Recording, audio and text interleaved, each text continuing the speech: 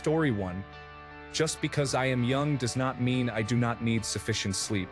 Just because I am young does not mean I spend all of my money recklessly and need to work overtime every weekend. Just because I am young does not mean I do not want to relax at home on my time off. I hear a lot of negativity at work because I work with mostly older people. I budget my money wisely, and in a sense I also budget my time. Apparently, those concepts are hard to understand. Story 2. No days off. Sometimes you need a mental health day or a break, and people make it sound like if you don't work yourself into the ground, you won't be successful. Successful people know when to recharge. Just an annoying mindset. Story 3. Alcoholism is being romanticized. No, it's pretty terrible, to be honest. I feel like terrible today. I want to stop drinking, but I know I'm going to drink more today. Story 4. The concept that both fault and responsibility can only be 100% or 0%, and that if someone else has some fault, it absolves another of all responsibility. Story 5. People who oppose good things because I struggled through it and so should you. Instead of thinking good, nobody should go through that if possible. Story 6. If something doesn't work 100% of the time, it isn't worth doing. People use this as an excuse to never do anything or to deny others from trying. It's frustrating and holds us back as a species. Story 7. I read about it on the internet, therefore it's true. My grandma does this all the time to prove her argument, and it always ends up being from some BuzzFeed article. Drives me nuts. Story 8. Quitting is only for losers. If you try something and don't like it, why keep doing it? Why not allow yourself to switch to a better major or try a different sport or get a new job? I mean, don't quit everything once it gets hard, but why stay miserable for a quitters never win mentality? Get a job you like. Do an activity you like. Edit. I really don't mean quit the second you struggle. I do mean knowing when to quit, as many of the comments say. I mean knowing when to go on to better things. As an example in my own life, I changed majors when I saw how miserable the future seemed to me and how badly I was struggling. The switch was the best decision I ever made. It took me too long to not see it as quitting anymore, but moving on. Story 9. If you are a salaried employee and don't finish your work on time, you have to work unpaid overtime until it's complete. However, if at another time you complete all your work early and there's literally nothing left to be done, you're not allowed to leave and instead have to sit at your desk doing nothing until you complete your 40 hours for the week. Employees should either be paid to have their presence in a seat for 40 hours, no more, no less, or be paid to complete a certain set of work regardless of whether it takes 30 hours or 50 hours. This double standard, where you're paid to complete a task and not for a certain number of hours when there's extra work, but are required to be there for a certain number of hours and not to complete a task then leave when there's less work, needs to end. Story 10.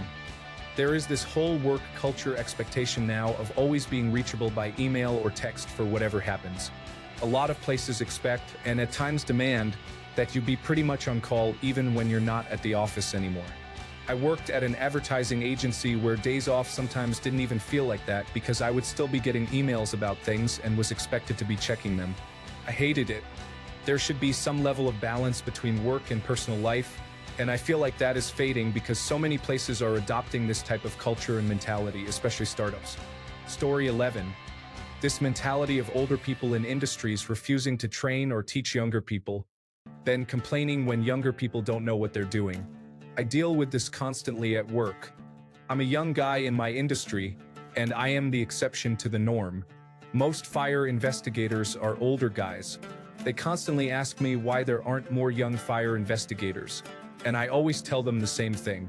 Because you guys made it so difficult to get into the industry by requiring certifications that require 5 years experience to get, require 2 court testimonies to get, and so on that no one can get into the industry. And then, if someone does manage to break in, you guys treat them poorly, refuse to help them, and refuse to teach them what they need to know. There are many critical industries in the United States that are going to have issues because the barriers to getting into the industry are so high and those already in it are so elitist that there's going to be no one who knows what they are doing left to continue the work. It's a major problem. Teach young people. Bring them in. Show them the ways. Don't be unkind. Story 12. Seat mentality at white-collar office-type jobs. If you do your job at a computer, There is no reason you shouldn't be able to work from home. Attendance is not as important as just getting work done, and it eliminates the need for commuting, which eases traffic and pollution.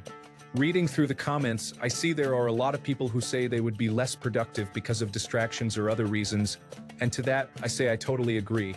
I don't work in an office, my wife does, which is where this complaint came from. But if I did, I would personally benefit from having oversight and a lack of distractions. I think the main point I'm trying to make is not that it should be for everyone, but that it should be a valid option for those who would benefit from it. I think even that much would significantly reduce traffic and facility costs. Also, I don't claim to know how policies like that are enforced, but I think if your manager is actually doing their job, then they should be able to tell who is actually getting work done and who is slacking off. Story 13. Assuming that people are not allowed to change their opinions or values over time and judging people, famous or not, for comments made decades ago is unfair.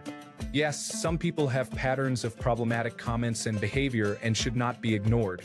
But it also makes sense that, for example, a politician may have learned more about abortion or healthcare and be able to change their stance. We are not the same people at 25 and 50. Story 14. If a person doesn't immediately text you back, it doesn't mean they don't love you. I've seen people upset saying, "I texted him after 20 minutes of receiving his text, and it's been 21 minutes, and he hasn't replied yet. We're breaking up." I've even had disagreements with friends because I had to stop texting to drive or go to class. I understand it comes from anxiety. I have clinical anxiety and understand to a point. But it is extremely anxiety-inducing to have to monitor all your text response times and frequency, so the other person doesn't throw the entire relationship away over not texting back fast enough. It's ridiculous, and I'm so tired of it. Let people have a life outside of you. Their life doesn't have to be entirely dedicated to you for them to truly love you. Sometimes the best thing you can have in a relationship, any relationship, is mutual respect for privacy and time.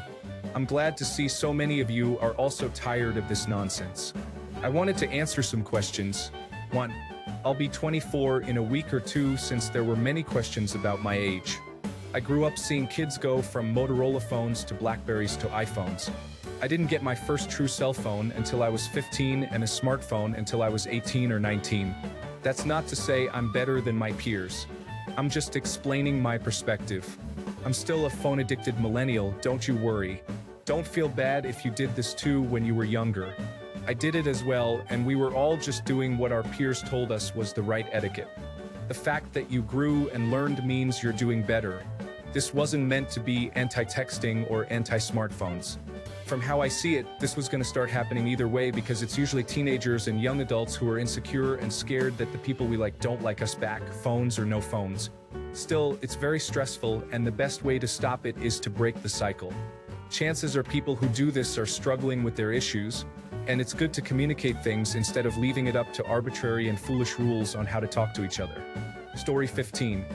When people post their opinion about something on social media and then say they don't want to debate, people who disagree will be unfriended, etc. I usually save them the step and delete them, but it still freaks me out that people are that unwilling to disagree, discuss, and learn. Story 16. Everybody that doesn't get along with you or agree with you is toxic. People are starting to expect being around nobody but people that agree with them, like a constant feedback bubble on social media, but in real life. Story 17. The view that you are good enough the way you are. I know that may sound strange, but no one is perfect, and we can all change ourselves in positive ways. This mindset does have its correct uses, such as coming out of an abusive relationship, but more and more I'm seeing it used to justify staying a worse person than who you could be. Story 18. If you can't handle me at my worst, then you don't deserve me at my best. Sometimes someone's worst is an absolute deal breaker, and needing to cut ties and move on doesn't mean that the person doesn't deserve the good things that come from a better relationship. Story 19. If I never admit that I am wrong or that I messed up, then I am never wrong and have never messed up. Admitting that you are wrong is not a weakness or character flaw. Being wrong is something everyone does quite regularly, except for me, of course. Story 20. A life without children is empty and worthless. I am confident that I would be a terrible parent. And no, it won't change, and no, my life will not suffer because of it. It is better to have that insight and avoid parenthood than to have kids you resent, mistreat, or are unprepared for. Story 21. Something I notice in the gym is the no pain, no gain mentality is rampant. It is good to feel soreness and tightness after and during your workout, but working yourself to pain hinders your progress immensely. CrossFit takes this to an extreme, encouraging people to work out until total failure, which can result in severe injury. Working out shouldn't be painful. One wrong tear and you're toast. Story 22. That if you don't like something like a movie or video game, it means it's bad. Come on people, grow up already. Example.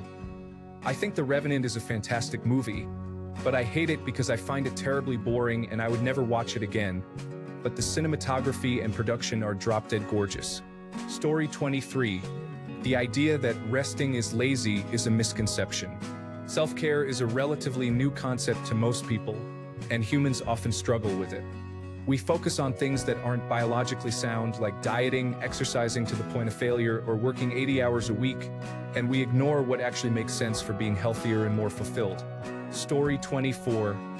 That we always need to be positive. I've known some people who seemed almost afraid of negativity. There are days when it can't be helped, and there are people for whom it's always present. It's healthy to be somewhat pessimistic or cynical in some matters. Not everything can be spun in a positive way, and showering it with positive thinking feels disingenuous. Story 25. Life is not often zero-sum. Winning does not have to come at the expense of someone else losing. I think people need to start recognizing when win-win situations are available and pursue them more vigorously. Story 26. Defining people by their jobs. The 40-hour workweek. Using automation to hurt instead of help. Bootlicking to bosses who do not and will not care about you. The productivity-centric social expectations. Story 27. Nobody is interested in having a relationship with me, and that definitely means there's a problem with the genders I am interested in as a whole. Or I haven't found a good relationship yet, and that means I will never find one. Story 28. Avoid using the word black to describe the color of a black person's skin when in a non-volatile context. Customer complaining about me. Yes, that one guy made my food wrong.